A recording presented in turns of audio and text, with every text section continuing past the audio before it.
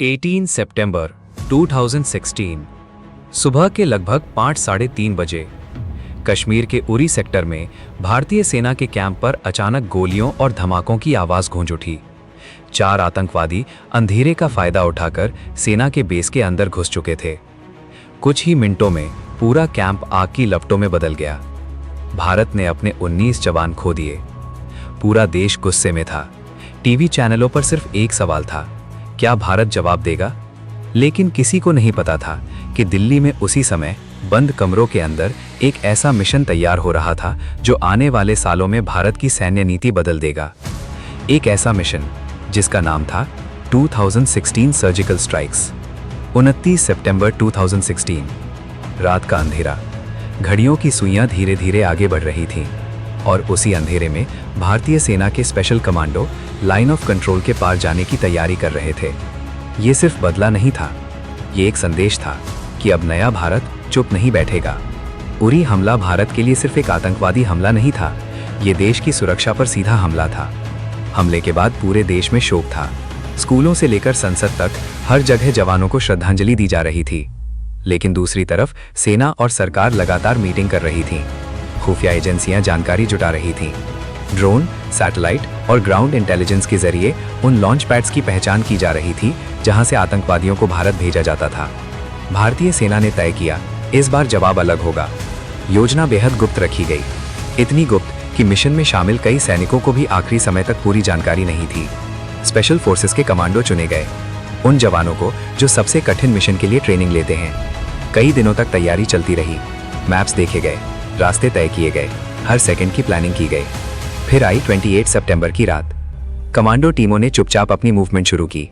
अंधेरा इतना गहरा था कि सामने खड़ा इंसान भी मुश्किल से दिखाई दे रहा था, लेकिन उन जवानों का लक्ष्य बिल्कुल साफ था, लाइन ऑफ कंट्रोल पार करना, आतंकी लॉन्च पैड्स को नष्ट करना और बिना नुकसान के वापस लौटना। यह मिशन आसान नहीं था। एक छोटी सी गलती पूरे ऑपरेशन को खतरे में डाल सकती थी। कमांडो धीरे धीरे आगे बढ़ते गए। कई जगह पहाड़, जंगल और दुश्मन की निगरानी पोस्ट थीं, लेकिन भारतीय जवान पूरी तैयारी के साथ आए थे। कुछ रिपोर्ट्स के अनुसार ऑपरेशन कई लॉन्च पैड्स पर किया गया, जहां आतंकवादी भारत में घुसपैठ की तैयारी कर रहे थे। जैसे ही कमांडो अपने लक्ष्य के करीब पहुंचे, हमला शुरू हुआ। अचानक गोलियों और धमाकों की आवाज ने रात की खामोशी तोड़ दी।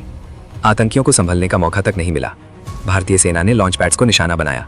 कई आतंकवादी मारे गए और कुछ ही समय में मिशन पूरा हो चुका था। सबसे बड़ी बात, भारतीय कमांडो सुरक्षित वापस लौट आए। 29 सितंबर की सुबह दिल्ली में प्रेस कॉन्फ्रेंस बुलाई गई। Director general of military operations lieutenant general Ranbir Singh media के सामने आए। उन्होंने कहा कि भारतीय सेना ने आतंकवादी लॉन्च पैड्स पर सर्जिकल स्ट्राइक की है। पूरा देश ये सुनकर हैरान था। भारत ने पहली बार सार्वजनिक रूप से ऐसी कार्यवाही को स्वीकार किया था। लोग सड़कों पर जश्न मनाने लगे। सोशल मीडिया पर सिर्फ एक ही चर्चा थी, भारत ने जवाब दे दिया।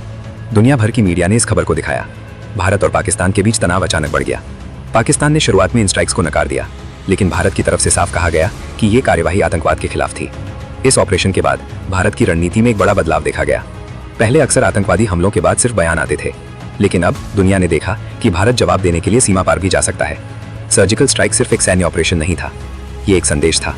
भारतीय सेना के उन जवानों के लिए जो देश के लिए अपनी जान दे देते हैं, उन परिवारों के लिए जिनके बेटे कभी वापस घर नहीं लौटते, और उन दुश्मनों के लिए जो सोचते थे कि भारत हमेशा चुप रहेगा।